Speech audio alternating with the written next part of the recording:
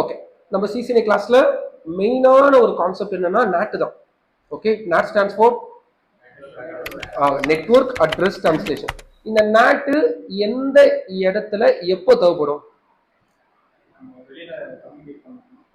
எப்போ internet connection வாங்குறீங்களோ அப்பதான் not. பாதி பேர் என்ன பண்ணுவாங்கன்னா இன்டர்நெட் கனெக்ஷன் இருக்காது, கம்பெனிக்குள்ளேயே நாட் போடணும்னுவாங்க. No need. ஒரு சில ரெக்யர்மெண்ட் இருக்குதான், பட் தேவையில்லை ரொம்பலாம். அப்போ லாஜிக், எப்போ நீங்க இன்டர்நெட் கனெக்ஷன் வாங்குறீங்களோ அப்போ நாட் பண்ணி டிராஃபிக்கை வெளியே இருக்கும். ஸோ அதை பத்தி தான் இப்போ நம்ம டிஸ்கஸ் பண்ண போறோம். சரியா? அப்போ ஒரு நெட்வொர்க் இன்ஜினியருக்கு லேன் நெட்வொர்க்கும் ஃபார்ம் பண்ண தெரியணும், இந்த லேனை வேன்லயும் கனெக்ட் பண்ண தெரியும். ஓகேவா? அப்போ லேன் நெட்வொர்க்கை வேன்ல கனெக்ட் பண்றதுக்கு பேர் தான் இன்டர்நெட். ஓகே, அதுக்கு பேர் தான் இன்டர்நெட். அப்போ ஃபர்ஸ்ட் நெட்வொர்க் இன்ஜினியருக்கு இன்ட்ராநெட்னா என்ன, இன்டர்நெட்னா என்ன அப்படின்னு தெரியும். இன்ட்ராநெட்னா என்ன?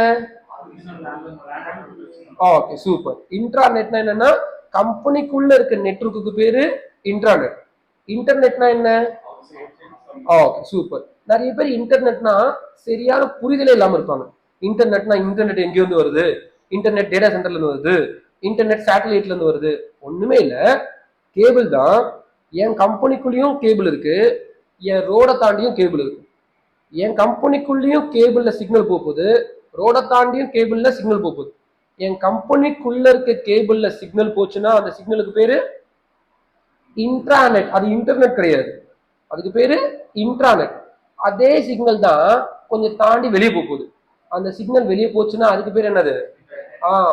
Inside network that is equal to intranet, outside network that is equal to internet. அப்ப இன்டர்நெட் எங்க இருந்து வருதுன்ற புரிதல், அந்த கொஸ்டினே தப்பு தான். இன்டர்நெட் ஒரு பேரு. சரி, அப்போ வெளியே இருக்க நெட்வொர்க் தராங்களா? அப்ப வெளியே இருந்து நெட்வொர்க்க யாரு தராங்கன்னா அவங்களுக்கு பேர் தான் ஐஎஸ்பி, இன்டர்நெட் சர்வீஸ் ப்ரொவைடர். அவங்க தான் நம்மளுக்கு இன்டர்நெட் கனெக்ஷன் தராங்க. அப்ப இன்டர்நெட் கனெக்ஷன் தராங்கன்னா என்ன அர்த்தம்னா வெளியே இருக்க நெட்வொர்க்கை தராங்கன்னு அர்த்தம். வெளியே இருக்க நெட்வொர்க் பேரு இன்டர்நெட். அதனாலதான் பேச்சுவாக்கில் என்ன ஆயிடுச்சுன்னா இன்டர்நெட் சர்வீஸ் ப்ரொவைடர். ஓகே, நான் ஏன் வெளியே இருக்க நெட்வொர்க்கை வாங்கணும்னா என் ஃப்ரெண்டு பக்கத்து ஏரியால இருக்காரு, இங்க இருந்து என் ஃப்ரெண்டு கூட நெட்வொர்க் ஃபார்ம் பண்றதுக்கு இங்க இருந்து நான் கேபிள் போடணும். கேபிள் போட கார்பரேஷன் ஒத்துப்பாங்கன்னா ஒத்துக்க மாட்டாங்க. அப்படி நான் கேபிள் போட்டேன்னா நான் ஐஎஸ்பி, கரெக்டா? அப்போ கார்பரேஷன்ல ஐஎஸ்பில லைசன்ஸ் வாங்கிட்டு அவங்க கேபிள் டெப்ளாய்மெண்ட்லாம் பண்ணிருக்காங்க. அப்ப என்னால இங்க இருந்து வேற ஒரு கண்ட்ரிக்கெல்லாம் கேபிள் போட முடியாது, வேற ஸ்ட்ரீட்டுக்கே கேபிள் போட முடியாது. அப்போ ஏற்கனவே வெளியே கேபிள் போட்டு வச்சிருக்காங்க, அவங்க ஹெல்ப் வாங்கிட்டு போறோம். அவங்களுக்கு பேர் தான் ஐஎஸ்பி, இன்டர்நெட் சர்வீஸ் ப்ரொவைடர். அவங்க கிட்ட காசு கட்டிட்டா அவங்க ரெண்டு விஷயம் தருவாங்க. என்ன?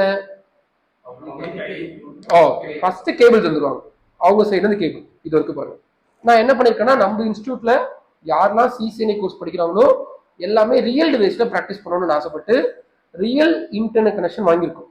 பட் இன்னொரு விஷயம், என்கிட்ட இன்னொரு இன்டர்நெட்டும் இருக்கு, ஏசிடி. அது அங்க இருக்கு ஃபயர்வால். ஓகேவா? ஏசிடியும் இருக்கு, ஹேட்வேயும் வாங்கியிருக்கேன். ஏசிடி நம்ம கிளாஸ் எடுக்கிறோம், அதை நான் தரமாட்டேன், கட் ஆயிடுச்சுன்னா பிரச்சனை. சரி, நீங்க பிராக்டிஸ் பண்றதுக்கு சும்மா பொம்மையெல்லாம் வச்சு பிராக்டிஸ் பண்ணக்கூடாது சொல்லிட்டு உங்களுக்கு ரியல் இன்டர்நெட் கனெக்ஷன் வாங்கியிருக்கேன். அப்போ சுரேன் காசு கட்டியிருப்போம், அங்கிருந்து ஃபைபர் கேபிள் தந்திருக்காங்க, ஃபைபர் கேபிள். இது ஒரு சின்ன வைஃபை ரவுட்டர்ல கனெக்ட் பண்ணிட்டு போயிடுவாங்க. சரி, கொடுத்துட்டாங்க. இப்போ நான் இந்த இன்டர்நெட்டை என் கம்பெனிக்கு அலோவ் பண்ணணும், அவங்க கொடுத்துட்டு போயிட்டாங்க, அவ்வளவுதான். அப்போ பப்ளிக் ஐபியும் கொடுத்துருப்பாங்க. அந்த பப்ளிக் ஐபி எதுல இருக்குன்னா இந்த எட்ஜில் இருக்க போகுது. இப்போ என்னோட கான்செப்ட் என்னன்னா எனக்கு இந்த வைஃபை ரவுட்டர் வேணாம், இது ரொம்ப பேசிக், இது எட்ஜா வேணும். எனக்கு எட்ஜ் ஒரு ஃபயர்வாலா இருக்கணும், இல்லை என் கம்பெனியோட சிஸ்கோ ரவுட்டரா இருக்கணும். இதுதான் என்னோட கான்செப்ட். இப்போ நான் என்ன பண்ணலாம்னா இங்க ஃபைபர் கேபிள் பின்னாடி கனெக்ட் ஆயிருக்கும். இந்த ஃபைபர் கேபிளை எடுத்துட்டு இந்த ஃபைபர் கேபிள் டைரக்டா என்ன பண்ண முடியும்? ரவுட்டர்ல கனெக்ட் பண்ண முடியும். ரவுட்டர்ல ஃபைபர் போர்ட் இருந்துச்சுன்னா. பட் ஐஎஸ்பி என்ன சொல்றாங்கன்னா இந்த ஃபைபர் கேபிளை நீங்க எடுத்து ரவுட்டர்ல டைரக்டா கனெக்ட் பண்ணாலும் ஒரு சில டைம் இஷ்யூஸ் வரும், அதனால இதுல இருந்து எடுக்க வேணான்றாங்க. அப்போ இதுல இருந்து எடுக்கலன்னா இது ஒரு ரவுட்டரு பிளஸ் இது ஒரு ரவுட்டர், ரெண்டுமே ரவுட்டர் வேலை செய்யும். அப்ப எனக்கு தலைவலி. என் கான்செப்ட் என்னன்னா இந்த ஃபைபர் கேபிளை டைரக்டா இந்த ரவுட்டர்ல கனெக்ட் பண்ணிட்டேன்னா வேலை முடிஞ்சிருச்சு. ஆனா ஐஎஸ்பிஸ் வேணாம், அப்படி பண்ணாதீங்க அப்படின்றாங்க. அப்போ அப்படி பண்ணலன்னா என் கம்பெனிக்கு ரெண்டு ரவுட்டர் வந்துடும். இவரும் ரவுட்டர் தான், இவரும் ரவுட்டர் தான். அப்போ நீங்க ஐஎஸ்பி கிட்ட என்ன சொல்லணும்னா இந்த வைஃபை ரவுட்டரை பிரிட்ஜ் மோட்ல போட சொல்லணும். ஓகேவா? என்ன போட சொல்லணும்? பிரிட்ஜ் மோட்னா இதை ஸ்விட்ச் மாதிரி அவங்க மாற்றி கொடுத்துருவாங்க.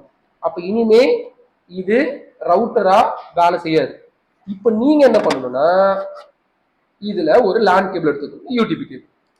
இது இனிமே என்ன ஆக்ட் ஆகும்? சுவிட்ச்னா ஒரு ஹப் மாதிரி, சுவிட்ச்னா மேக் கேபிள் எதுவுமே இருக்காது. இதுல பின்னாடி லேண்ட் போர்ட் இருக்கும். இது இனிமே பிரிட்ஜா போட்டிருப்பாங்க. பிரிட்ஜ்னா என்னன்னா சிக்னல் வந்தா வெளியே அமைச்சுக்குவார், எதுவும் பண்ண மாட்டார், வர சிக்னலை வெளியே அமைச்சுக்குவார். லேண்ட் போர்ட் இருக்கா? இப்போ இதுல நான் என்ன பண்றேன்னா லேண்ட் போர்ட் 1ல கொடுத்தாச்சு.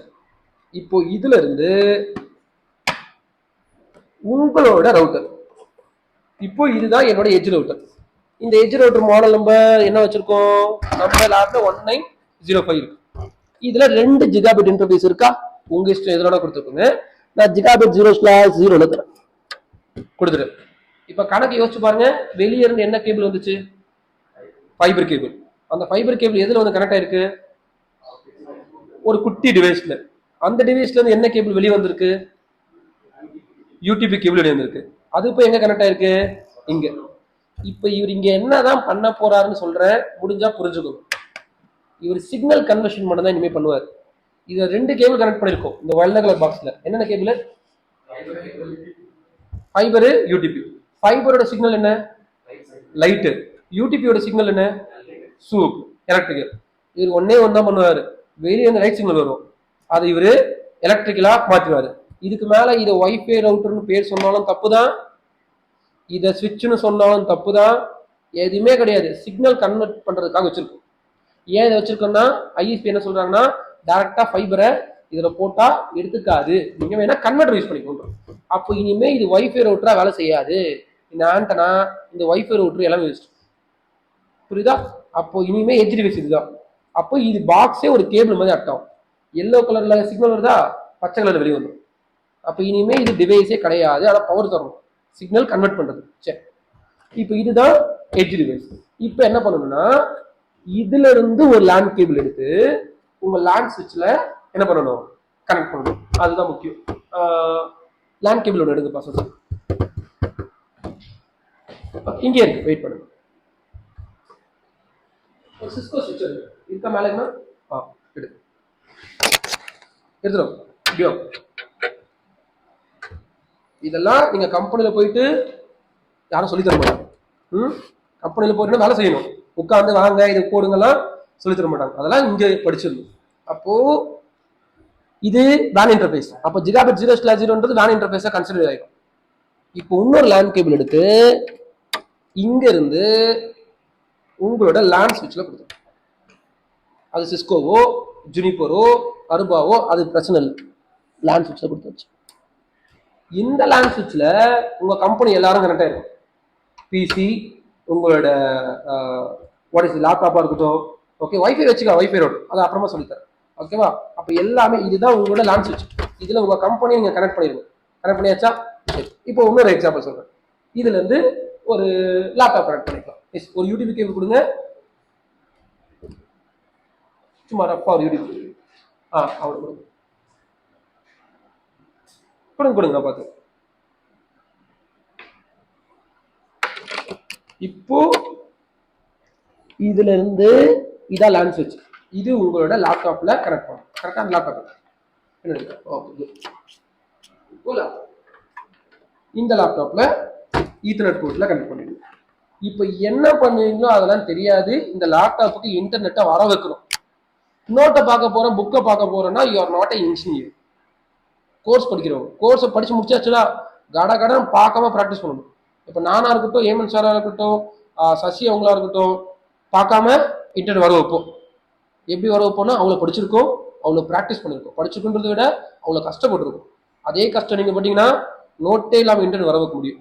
சரி, இப்போ என்ன பண்ணணும்னா ஐஎஸ்பியில் லிங்க் வந்துச்சா, உங்களுக்கு பப்ளிக் ஐபி கொடுத்துருவாங்க. சரியா? எனக்கு பப்ளிக் ஐபி 2 விதமான பப்ளிக் ஐபி இருக்கு. என்னென்ன இருக்கு? ஸ்டாட்டிக் பப்ளிக் ஐபி இருக்கு, டைனமிக் பப்ளிக் ஐபி இருக்கு.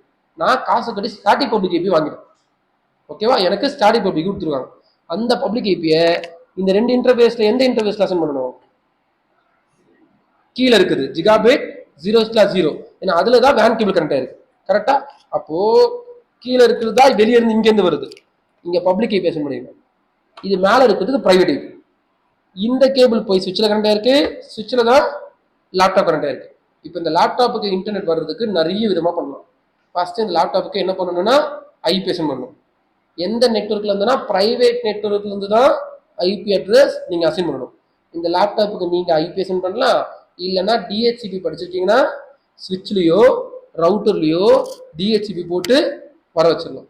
இன்னும் இந்த பேட்ச் வீலான் முடிச்சிருக்கீங்க, அழகா வீலான் 10லயும் மேனேஜபிள், சிஸ்கோ மேனேஜபிள், இது அழகா வீலான் கூட போட முடியும். சரி, அப்போ இவருக்கு பிரைவேட் ஐபி அசைன் பண்ணிடணும். டிஃபால்ட் கேட்வே அந்த ரவுட்டரோட ஐபியை கொடுத்து. சரியா? இப்போ இவரு இன்டர்நெட் போகிறதுக்கு இவர் இங்க இருந்து சுவிட்சுக்கு போவார். சுவிட்ச் என்ன பண்ண யாருக்கு அமிச்சிடும்?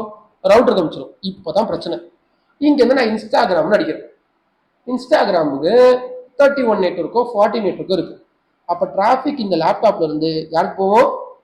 ஸ்விட்சுக்கு போகும். ஸ்விட்ச் யாருக்கு அனுப்புவாரு? ரவுட்டருக்கு அனுப்புவார். நார்மலா ஒரு ரவுட்டர் பேக்கெட் எப்படி ஃபார்வர்ட் பண்ணுவாருன்னா ரவுட்டிங் டேபிள் யூஸ் பண்ணிதான். அப்போ ரவுட்டிங் டேபிள் ரூட் இருக்கணும்ல, ஆனா ரூட் இருக்காது. ஏன்னா இன்டர்நெட்ல ஏகப்பட்ட நெட்வொர்க் இருக்கு. எல்லாத்தையும் இங்க வந்து ரூட்டை எழுத முடியாது, எல்லா ரூட்டும். அப்ப என்ன பண்ணலாம்? அப்பதான் டிஃபால்ட் ரூட். இதுல போயிட்டு ஐபி ரூட் 000 சொல்லிட்டு நெக்ஸ்ட் ஸ்டாப் என்னன்னு ஐஎஸ்பி வாங்கி இங்க வந்து நீங்க டிஃபால்ட் ரூட் வந்து போட்டுக்கணும். டிஃபால்ட் ரூட் போட்டுட்டு அப்புறமா இவர் இன்ஸ்டாகிராம் போனார்னா டேட்டா வெளியே போகுமா போவாதா? சூப்பர், வெளியே போயிடும். வெறும் டிஃபால்ட் ரூட் போட்டாவே பாக்கெட் ஐஎஸ்பிக்கு போயிடும். ஆனா ஐஎஸ்பி ரவுட்டர் ஐஎஸ்பி ரவுட்டர் என்ன பண்ணும் அப்படின்னா டிராப் பண்ணிடும். பிகாஸ் ஐஎஸ்பி ரவுட்டர்ல யாருக்கு ரூட் இருக்கும்? பப்ளிக் நெட்வொர்க்குக்கு மட்டும்தான் ரூட் இருக்கும். நீங்க வெளியே போனது பிரைவேட். ஏன் பிரைவேட் யூஸ் பண்ணீங்கன்னா காசு கட்ட தேவையில்ல பிரைவேட். அப்போ உள்ள இருக்க சொல்ல பிரைவேட்டா இருக்கலாம், வெளியே போக சொல்ல பப்ளிக்கா மாறிதான் வெளியே போகணும். அப்ப அந்த பப்ளிக்கா மாறுறதுக்கு முக்கியமான ஒருத்தர் உள்ள வரணும். அவர் தான் யாரு? இப்படிதான் புரியுது பாயிண்ட். சும்மா போய் புக் ஓபன் பண்ணி நாட்டுன்னு படிக்க கூடாது. நாட்டுன்னு படிச்சா என்ன தோணும்னா NAT is a protocol is used to translate private to public, public to private. புரிஞ்சுக்கணும் எந்த செட்டப்ல எந்த இடத்துல நாட்டுன்னு. அப்போ லேப்டாப்ல நாட் எனேபிள் பண்ணுமானா தேவையில்ல, சுவிட்ச்ல எனேபிள் பண்ணா தேவையில்ல, எது எச் டிவைஸோ அங்க எனேபிள் பண்ணா நல்லது. அப்போ இந்த ரவுட்டர்ல ஏற்கனவே ரவுட்டிங் பண்ணிருக்கீங்க, இன்டர்நெட் வராது, ரவுட்டிங்கும் பண்ணணும் நாட்டிங்கும் பண்ணணும். அப்போ டைனமிக் ஓவர்லோட் நாட் இந்த ரவுட்டர்ல நீங்க பண்ணிட்டீங்கன்னா உள்ள இருக்க லேப்டாப்புக்கு இன்டர்நெட் ரீச்சபிலிட்டி கிடைச்சிடும். அப்போ இந்த இன்ஸ்டியூட்டோட பெனிஃபிட் அப்படின்னா இங்க ரியல் டிவைஸ் இருக்கா? இப்போ ரியலா வந்து இதை ப்ராக்டிஸ் பண்ணிட்டு ரியல் இன்டர்நெட் எப்படி அலோவ் பண்றேன்னு தெரிஞ்சுக்கிட்டீங்கன்னா உங்க வீட்டில் இன்டர்நெட் கனெக்ஷன் கட் ஆச்சுன்னா கூட முடிஞ்ச அளவுக்கு நம்ம சரி பண்ணணும். வெளியே கேபிள் கட் ஆச்சுன்னா ஒன்றும் பண்ண முடியாது. சார் ஏதோ வைஃபை ஒரு இஷ்யூ, நாட்டிங் இஷ்யூ, ரவுட்டிங் இஷ்யூனா நம்ம இன்னொருத்தர் கால் பண்ண தேவையில்லை. ஏன்னா நம்மளே நெட்வொர்க் இன்ஜினியர். கரெக்டா வெளியே இருக்க கேபிள் தொட விட மாட்டாங்க, தொட விட்டு அதையும் சரி பண்ணிடலாம், அவங்க கண்ட்ரோல் இருக்கும். அப்போ இனிமே எந்த கம்பெனிக்கு இன்டர்நெட் வரலினாலும் நம்மளால தைரியமா சரி பண்ண முடியும். அந்த அளவுக்கு ரியல் டிவைஸ்ல ப்ராக்டிஸ் பண்ணிருக்கணும். பட் ரியல் டிவைஸ்க்கு முன்னாடி விஎம்ல பண்ணிருக்கணும். விஎம்ல முடிச்சிங்களா நேட்டை? ஓகே, பேர் முடிச்சாச்சா? ஓகே, சீக்கிரம் முடிச்சு. விஎம்ல ஒரு தடவை முடிச்சிட்டீங்கன்னா ரியல் டிவைஸ் ஈஸியா இருக்கும். ஏன்னா ரியல் டிவைஸ்ல பண்ணணும்னு கிடையாது, ஆப்ஷன் இருக்கு, ஆஃப்லைனுக்கு பண்ணலாம். விஎம்ல பண்ணாவே சூப்பர் தான் சொல்ல போனா. விஎம்லயும் பண்ணணும், ரியல் டிவைஸ் இங்க இருக்குல்ல, அதனால இதுலயும் பண்ணி முடிச்சிருங்க. ஓகேவா? அப்போ இதை நல்லா ப்ராக்டிஸ் பண்ணிட்டு அவுட்புட்லாம் கிளியரா எடுங்க. அப்போதான் இன்டர்நெட்னா என்னன்னு புரியும். அப்போ ஒரு இன்டர்வியூ போக சொல்ல அவங்க கொஸ்டின் கேட்டாங்கன்னா பயப்பட தேவையில்லை. ஏன்னா எல்லாம் செஞ்சு பார்த்துருக்கீங்க, புக்கு பாடி போடல, கையில புக்கே கிடையாது, எல்லாம் செஞ்சு பார்த்துருக்கோம். அப்போ இன்டர்வியூல இன்டர்நெட்டை பத்தி எந்த மாதிரி கொஸ்டின் கேட்டாலும் டெக்னிக்கலா நம்மளால ஆன்சர் பண்ணணும். ஓகேவா? That's all. இந்த லேப் ப்ராக்டிக்கல பண்ணணும்.